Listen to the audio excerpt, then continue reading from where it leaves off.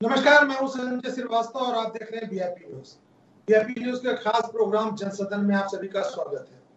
90 का दशक था, हम लोग पढ़ते थे। उत्तराखंड में बहुत बड़ा जन आंदोलन चलता था। आज दो अभी दो राज्य की मांग चलती थी। मातृशक्तियां सड़कों पे होती थी और राज्य की मांग केवल इसलिए नहीं हो रही थी क्योंकि उन्हें अलग से राज्य चाहिए। राज्य की मांग इसलिए हो रही थी कि जो विकास थी वो राज्य के दूरदराज जगहों तक नहीं पहुंच रही थी। रोजगार के संसाधन नहीं थे, पलायन रुक नहीं रहा था। तो इन सब चीजों को लेकर के राज्य की मांग की गई। आंदोलन बहुत हुआ, बहुत नुकसान हुआ यहाँ के लोगों का। 2000 में राज्य बना। राज्य बनने के बाद ये उम्मीद जगी कि अब विकास भी आएगा, पलायन भी रुकेगा, रोजगार के संसाधन भी तलाशे जाएंगे। लेकिन हुआ क्या? आज की डेट में देखा जाए तो राजनेता नए नए पैदा हो रहे हैं। हाँ, नेताओं की संख्या जरूर बहुत बढ़ गई है। उत्तर प्रदेश में जो अपने आप को नेता नहीं कह सकते थे, आज महत्वपूर्ण पदों पे हैं। नेतागिरी आप कह सकते हैं कि बहुत बढ़ गई। और इन सब के साथ जो आसपास के जगह है वहां का माहौल भी आया।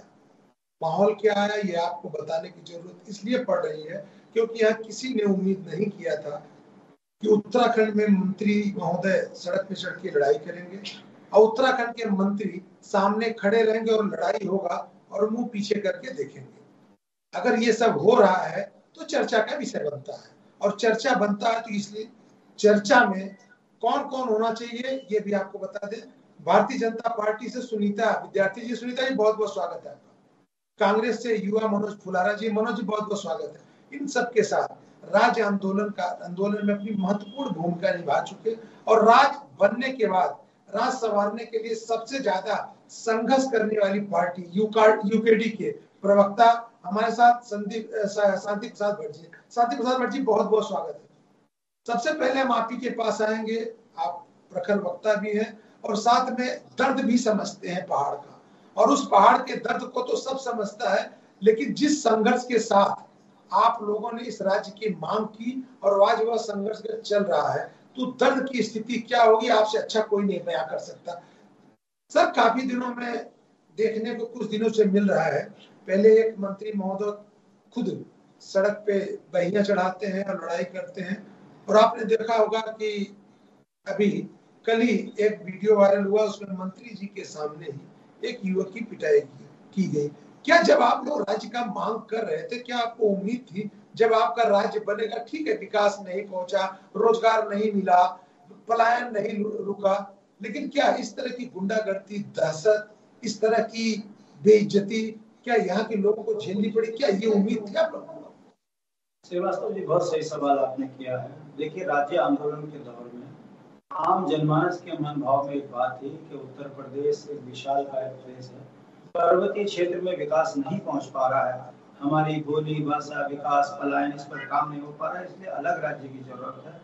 और इस मांग को लेकर सभी वर्गों ने एक मुठ और एकजुट होकर आंदोलन लड़ा, सादतें देखी, अपमान देखा, उसके बाद राज्य बना। राज्य बनने के बाद जिस परिकल्पना के लिए राज्य की लड़ाई लड़ी गई थी उसके ठीक विपरीत काम हुआ। हमने सोचा था हमको माफियाओं से मुक्ति मिलेगी, चाहे फिर वो शराब के हों चाहे खनन के हों। ठीक इसके विपरीत खनन माफिया, शराब माफिया हावी हो गए। पलायन रुकने की बात सोची थी, पलायन दुगना जारी हो गया क्योंकि विकास का पैसा भ्रष्टाचार की भेंट चढ़ गया। 1 करोड़ की सड़क 10 करोड़ में बनी, विकास के नाम पे कर्ज हमारे सिर पर थोपा गया। इन 23 वर्षों में यहाँ जनसंख्या विस्फोट करके उन 64 लाख लोगों के अधिकारों पर अतिक्रमण करवा दिया गया केवल वोट के लिए। ये विकास इन राष्ट्रीय पार्टियों ने उत्तराखंड का किया। अब इससे ज्यादा हद ये हो गई है, देवभूमि के भोले भाले सीधे लोग जो मानवीय मूल्यों में जीने के लिए तत्पर रहते हैं, जो भारत के संविधान पर विश्वास करते हैं, भारत की सल्तनत के इशारों पर काम करते हैं, ऐसे लोगों को अब सत्ताएं सड़कों पर पीटने लगी हैं। नौकरी करते हैं तो अंकिता हत्याकांड हो जाता है, बेटी समझौते नहीं करती तो मार दी जाती है। यदि कोई मंत्री को उनके कार्यों की गुणवत्ता बताता है तो मंत्री गुंडों की तरह सड़क पर उनको जूते चप्पल गाली गलौज करता हुआ दिखता है। मैं बात प्रेमचंद अग्रवाल की कर रहा हूँ। और हाल ही में अभी गणेश जोशी, वो भी एक मंत्री हैं, उनके गुर्गे सड़क पर एक ऐसे व्यक्ति को मार रहे हैं जो मानसिक रूप से थोड़ा कमजोर है। दुख की बात यह है, मंत्री जी को ऐसे व्यक्ति को हॉस्पिटल पहुंचाना चाहिए था, दया का भाव होना चाहिए था, मगर सड़क पे गुंडागर्दी ये भारतीय जनता पार्टी की संस्कृति बन गई है। लोकतंत्र में हमने ये कभी उम्मीद नहीं करी थी कि उत्तराखंड का मूल निवासी अपने ही घर में लज्जित होगा, अपमानित होगा, पिटेगा, नौकरी मांगेगा तो पुलिस के डंडों से उसका स्वागत होगा, सरेआम भ्रष्टाचार होगा, फिर वो चाहे नौकरी हो, वो चाहे संसाधन बेचने का मामला हो। ये ऐसी पीड़ा उत्तराखंड की है जो आज आम जनमानस ये समझ रहा है कि हमारे राज्य के अंदर हमारी स्थिति बहुत दयनीय हो गई है। जिनको हमने अपना रहनुमा समझा था वही दानवों का सब व्यवहार कर रहे हैं। अब अति हो गई, अब जनता के मुंह से आवाज निकल रही है। राष्ट्र के नाम पे हमने ठगों को, लुटेरों को, टुच्चों को, लुच्चों को सत्ता में दे दिया है। और एक कवि की बात वो सत्य हो रही है, चोर उचक्कों की करो कदर, ना जाने कौन किस राष्ट्रीय पार्टी में जाकर माननीय बन जाए और वहां के मूल निवासियों को लाख घूसों से उनका स्वागत करे। ये स्थिति देवभूमि की है। आप सोच सकते हो, जहां मानवीय मूल्यों पर काम होना चाहिए था, जहां देव संस्कृति होनी चाहिए थी, वहां शराब, भांग, गुंडागर्दी इतनी बढ़ चुकी है कि इन 23 वर्षों में आम उत्तराखंडी करा रहा है। नेता मस्त है, जनता पस्त है। इसे रोकने की जरूरत है। जनता समझेगी, मेरा विश्वास है।